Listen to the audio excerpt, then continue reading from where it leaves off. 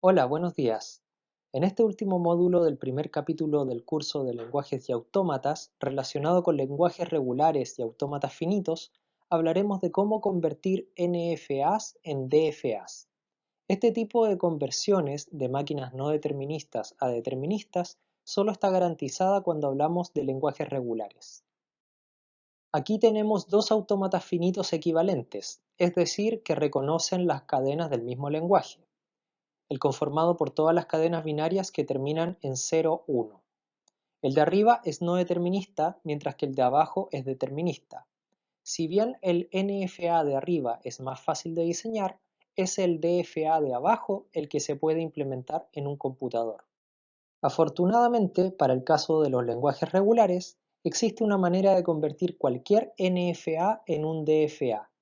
Para esto necesitaremos de un concepto adicional, conocido como el operador de clausura. Dado un autómata finito no determinista, la clausura epsilon de un estado Q se define como el conjunto de estados a los que se puede acceder desde Q sin consumir ningún símbolo de entrada. A continuación explicaremos un método formal para convertir NFAs en DFAs. No se preocupen de momento si parece muy complicado, pues luego veremos un ejemplo donde quedará todo más claro. Una vez comprendan el ejemplo, ya podrán volver a mirar esta explicación formal de tipo más general.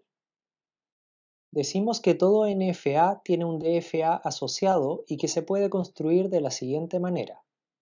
Primero, el nuevo conjunto de estados Q' del DFA será igual al conjunto potencia del conjunto de estados del NFA. Recordemos que dado un conjunto de n elementos, el conjunto potencia devuelve los 2 elevado a n subconjuntos posibles de conformar a partir de estos n elementos. Por ejemplo, dado un conjunto formado por Q0, Q1, Q2, el conjunto potencia de Q está formado por el conjunto vacío, cada conjunto por separado, los conjuntos de cardinalidad 2 y el conjunto original de cardinalidad 3. Como veremos más adelante, el conjunto vacío en realidad nunca lo usaremos. Ahora bien, como queremos que nuestro DFA reconozca el mismo lenguaje que el NFA, entonces el alfabeto debe permanecer intacto. Como siempre, dejaremos la relación y función de transiciones para el final. Enseguida entonces, el nuevo estado inicial del DFA corresponderá a la clausura epsilon del estado inicial del NFA. Con esto nos aseguramos desde ya que al menos el estado inicial de nuestro DFA no tendrá transiciones epsilon con otros estados. Luego, el conjunto de estados finales será el nuevo conjunto de estados Q', pero quitándole todos los subconjuntos de estados originales del NFA que no tienen estados finales de F. O sea, los nuevos estados finales serán todos los nuevos estados del DFA que contengan algún estado final del NFA original. Esto quedará claro más adelante con un ejemplo.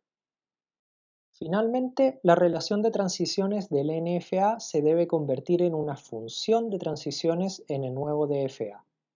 Para esto, entendemos que la nueva función de transiciones recibe estados y símbolos, donde estos estados son ahora subconjuntos de estados originales del NFA, y entrega un nuevo estado, que corresponde a la clausura del estado original en el NFA. Veamos como ejemplo el siguiente NFA. Para ver el conjunto de estados posibles Q' del futuro DFA, consideramos el conjunto potencia de Q.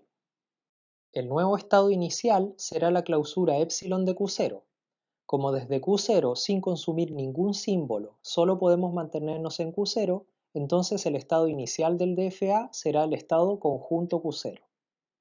Si en cambio hubiésemos tenido un NFA como este, con una transición epsilon saliendo desde 0, entonces el estado inicial del DFA sería un nuevo estado, conformado por el subconjunto Q0, Q1.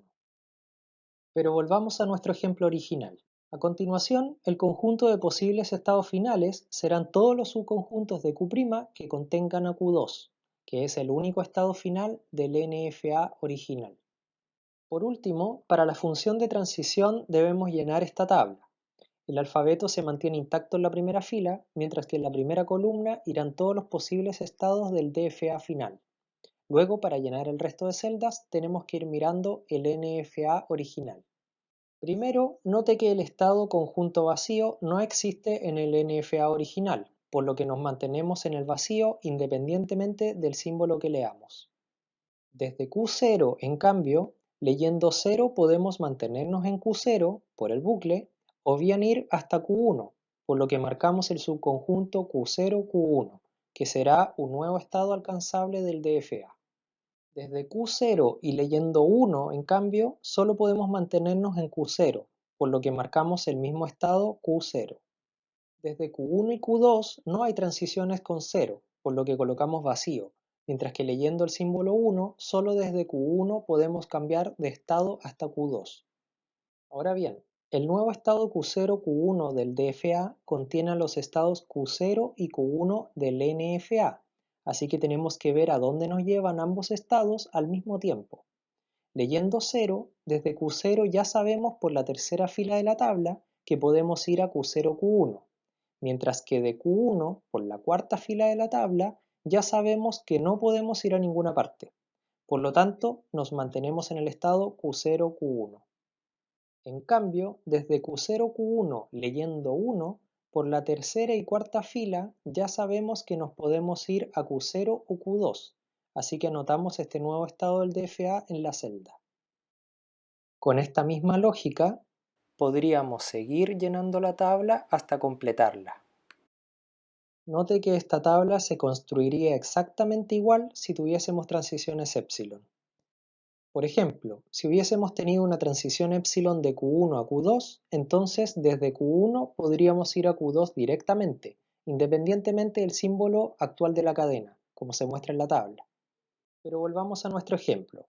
Noten que en la tabla de transiciones no aparecen todos los estados posibles de Q', y que de hecho no todos los estados son accesibles desde el estado inicial. De hecho, desde el estado inicial Q0 solo podemos ir hasta el nuevo estado Q0-Q1. Desde Q0-Q1 solo podemos ir al nuevo estado Q0-Q2. Y desde ese Q0-Q2 ya no podemos ir a ningún otro estado nuevo que no haya aparecido antes. Por lo tanto, todas las demás transiciones son en realidad innecesarias y pueden eliminarse, quedando la tabla de transiciones final de esta manera. Lo que nos lleva a nuestro DFA resultante. Note que los nombres o etiquetas de cada estado del DFA ahora denotan subconjuntos de estados, pero luego estas etiquetas podrían renombrarse de cualquier otra forma. También note que el número de estados del DFA resultante podría ser mucho mayor que el del NFA original. El que en este caso hayamos obtenido justamente 3 estados es solo una mera coincidencia. Note también que no es necesario considerar la tabla de transiciones completa para luego tener que simplificarla. Es posible y de hecho recomendable obtener directamente la tabla de transiciones simplificada, utilizando para ello una estrategia constructivista. Para ello veamos otro ejemplo, de una NFA que reconoce todas las cadenas binarias terminadas en 00 o bien en 11. En este caso empezaremos llenando la tabla de transiciones. Sabemos que el alfabeto es 0 y 1 y que el estado inicial es la clausura epsilon de Q0, o sea, el mismo conjunto Q0. Siguiendo la misma lógica que en el ejemplo anterior, a partir de Q0, con el símbolo 0 podemos pasar a Q0-Q3 y con el símbolo 1 a Q0-Q1. Ambos estados son nuevos, por lo que debemos agregarlos en la tabla de transiciones. Empecemos con Q0-Q3. Con el símbolo 0 nos vamos a Q0-Q3-Q4, mientras que con 1 nos vamos a Q0-Q1. Note que con esto ya obtenemos un nuevo estado para seguir agregando más tarde en la tabla. Sigamos con el estado Q0-Q1, que nos quedaba pendiente desde la segunda fila. Con el símbolo 0 nos podemos ir a Q0-Q3, mientras que con 1 nos vamos a Q0-Q1-Q2, otro nuevo estado para agregar. Seguimos con Q0-Q3-Q4, obtenido en la tercera fila. Con el símbolo 0 nos mantenemos en ese mismo estado, mientras que con 1 nos vamos al estado Q0-Q1, que ya visitamos también en el paso anterior.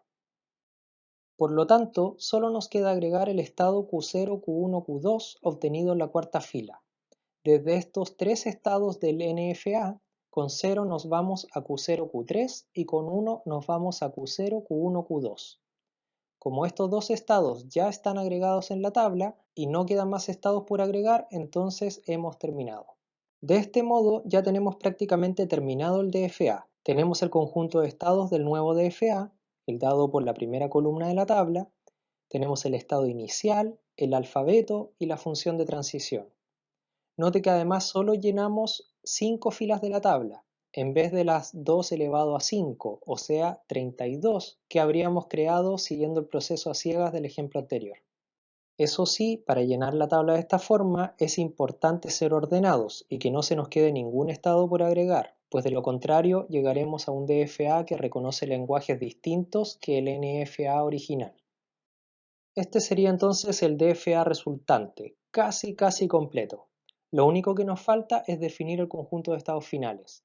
Como los estados finales del NFA original son Q2 y Q4, entonces todos los nuevos estados que contengan alguno de estos estados será un estado final.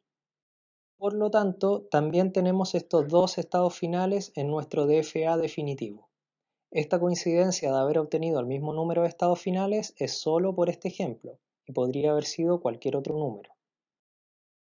Y con esto damos por terminado este módulo, y también este primer capítulo. En el próximo capítulo hablaremos de los lenguajes libres o independientes del contexto y de los autómatas de pila. Hasta luego.